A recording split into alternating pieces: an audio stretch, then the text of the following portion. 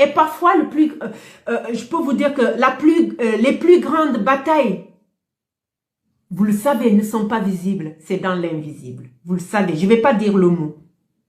C'est dans l'invisible. Ils ont utilisé, comme je vous ai dit, hein, sa propre famille. Tu utilises l'invisible pour bloquer ta fille. Est-ce que vous trouvez ça normal? Est-ce que vous trouvez... Salut Alexandrie. Est-ce que vous trouvez ça normal? Un jour, cette fille, un jour, elle est en train de vivre ça. Mais dans ce vécu, il y avait encore son papa, son bouclier.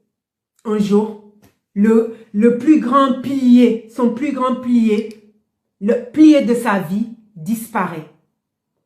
C'est toujours comme ça. La personne qui se soutient, qui t'aide dans ton parcours, qui te donne l'amour. La personne là, son papa, c'était le seul soutien qu'elle avait.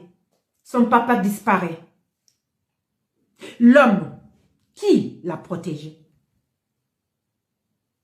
L'homme qui croyait en elle. L'homme qui lui donnait cette force affective. Et quand il est parti, elle s'est retrouvée beaucoup plus seule. Beaucoup plus seule, plus vulnérable. Comme si la seule personne capable de réellement voir sa valeur n'était plus là. Après le décès de ce père, les tensions familiales deviennent encore plus fortes. Les tensions deviennent encore plus fortes. La douleur aussi.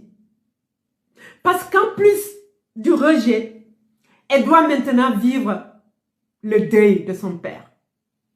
Et le deuil change profondément les gens. Surtout quand la personne qu'on perd représentait notre sécurité émotionnelle.